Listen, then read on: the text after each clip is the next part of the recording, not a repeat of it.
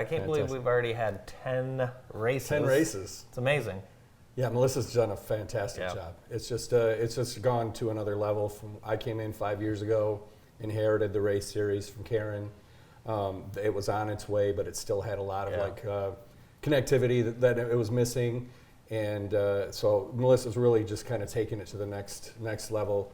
The interaction with all of the different race organizers, they've been showing up on a regular basis to participate in everyone else's races, which is another good sign of the race series itself. And then just the prizing and everything that makes it that much more worthwhile. And so now the real kicker is to try and get people down from Lansing, in from Battle Creek, over from Ann Arbor, and really grow the numbers the way we want to. I still think there's an element of COVID fear. There's some restriction for some people, still a little concerned about being in large crowd events like this. That might be part of the numbers. It's taking a little longer to grow, but in terms of the enthusiasm and the support from the sponsors and everyone else, it's just been fantastic. We love it. We look forward to it. It's a big part of JTV. Yeah. It's awesome. It's been great. Well,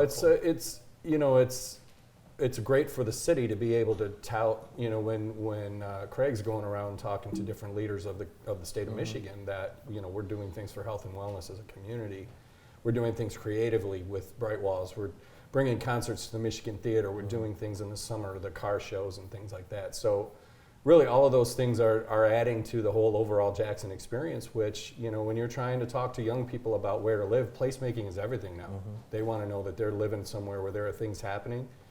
Things are walkable, things are active, things are morning and night, good schools, great parks, the run system, the trail system, all of those things add up together. So for ORS to be a part of the race series and, something that's so important to the future of everyone's health and wellness, I mean, this couldn't make more sense to us. Yeah, and people are coming from outside of the area. I talked to a number of people at a couple of the races that come from Toledo for every one of them. Nice. And that's cool. pretty cool. Yeah, we tried to promote the variety of the trails themselves too. You have some downtown roads, sometimes it's a trail along the water, sometimes it's, out in the parks, so, if you keep some variety in the race series and you keep, the age groups going and just the whole organization of it, I don't think people quite really understand, the time and effort that is taken on the backside of it to keep the points up to date, to make sure the prizes are accurate. We hear from people, we hear right away when there's a problem. Yeah. But I just as an outsider to watching how this has all come together the last few years, it's just been something that. I think people are definitely feeling like the effort's been worth it. They feel like it's something to look forward to. They're starting to bring more and more people, but also just getting the younger runners and getting kids involved. That's all good all the way around. Next up, you've got a special event happening at MIS. Yes, next Tuesday, our event is it's the Mind, Body, and Health Wellness Fair at MIS. Cool. And it was something that I had talked to Cindy Hubble about a few years ago, actually pre-COVID. That I thought that our company, with a Napoleon-based clinic, would really benefit from trying to reach out and doing some things in the Napoleon, Brooklyn and Irish Hills area, more than just the Jackson market, just kind of reach out a little bit. And we immediately our brains started going crazy. We started brainstorming it, and then COVID hit, and it was just like no events, and you can't have sponsorships and things like that. So this is really kind of the brainchild of a few years of conversation, but we're excited because 4 of our professionals from the company will be presenting at the event, the 4 pillars of health. And the community is really starting to get to know that ORS is more than just physical therapy. We're talking to the patients now about more than that your weight, your sleep, your mental health, your activity. And so we're going to have one presentation at the top of each hour. The event starts at 2, the event ends at 6. So at 2, 3, 4, and 5, for about 10 minutes, 10, 15 minutes, we'll be talking about the 4 pillars: nutrition, activity, sleep, and stress. And people will have a chance to sit down, hear the presentation, and then ask questions of our PTs. And the more ORS gets involved in the community, the more I really want to encourage that and drive that. More and more people are asking us questions about overall health, and I think that's something that we're proud of. It means that they trust us as a credible resource.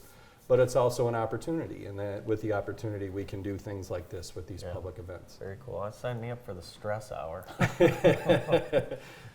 And it all goes hand in hand. really the does, four right? pillars really, in fact, we partnered with American One last year and did a webinar when we were still in the Zoom world, right?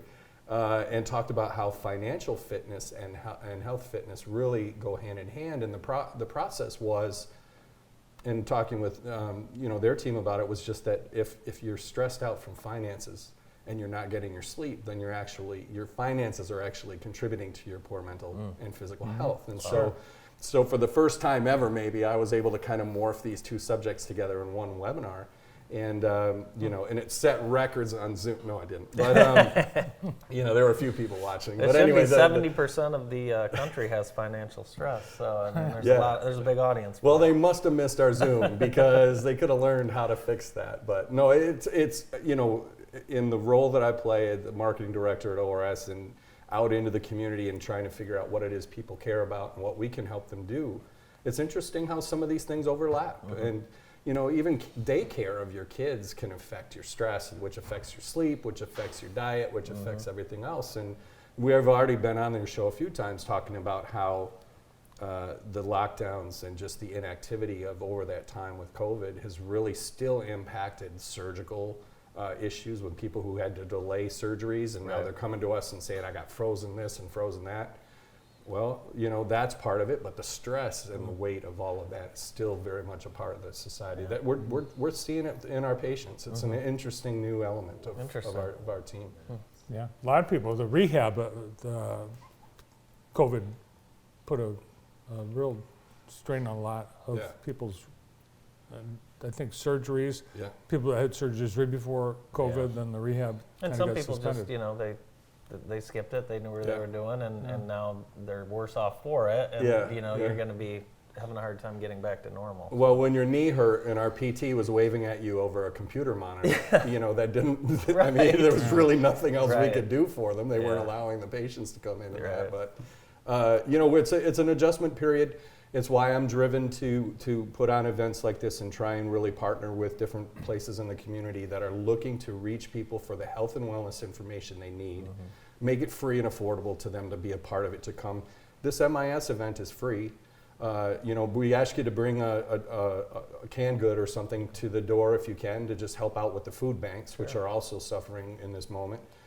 So no cost to you to come learn this information, and ORS is really kind of at the forefront to present it. It's a great time of year as we head into those winter, sometimes hunker down, eat terrible months. Might be good to do something like this instead of hit up the fast food, right? Yeah. And the other vendors, interestingly, will part of the theme of it that we talked about was just it's good to get, there's going to be a yoga instructor there. There'll be some different health and wellness, maybe some physicians from the area, trying to bring that whole Irish Hills area together through our Napoleon Clinic and reach out. I mean, the Napoleon Clinic's been open since 2018, I think, was when that opened. And still a relatively, for the Brooklyn area specific, is still a relatively unknown clinic. So that's why something like this is important. Okay, how about a song? Oh, so we were promoting 3 Men and a Tenor because we work with Tecumseh Center for the Arts, of course, and 3 Men and a Tenor is going to be there October 22nd. Yeah, my other life, right? My other life, 3 Men and a Tenor. We'll be at the Tecumseh Center next Saturday, October 22nd. Cool. There you are, right there. There's me. I'm the guy the bald guy. I always say this. Are you in 3 Men and a Tenor? I say, yep, I'm the bald one. Who's the tenor?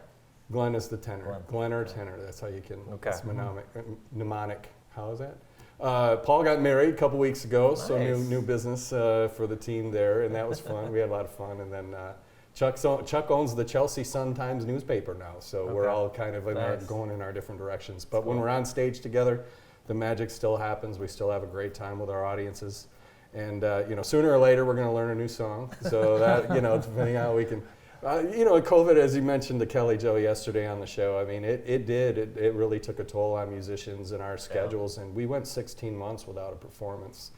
We also had a varying degree of how involved we were in the community, and even among our own members of the band. I mean, it was like, I'm not sure I want to put a show on in front of people that were in the age category that was at risk. Right. A lot of our 3MT fans are, 50 plus, and we didn't want to put on something that we thought might cause not only risk to ourselves, guys in our 50s, and who knew at the time whether that was a risk factor or not, but just to get crowds of people together and then have it be some sort of, caution and care for them to be a part of it. But we're still together. I get asked a lot because people see me out and about with ORS, and ORS is very much a part of my day-to-day. 3-minute and tenor is a part of my life, and it's just something that we still hope people support and come out and see. Cool. Well, thanks so much for being here as always, Mark. Absolutely. Mark Stiles from Orthopaedic Rehab Specialist. And again, the health and wellness event is on the 18th next week. For more information, visit Orthopaedic Rehab Specialist website. More of the morning show after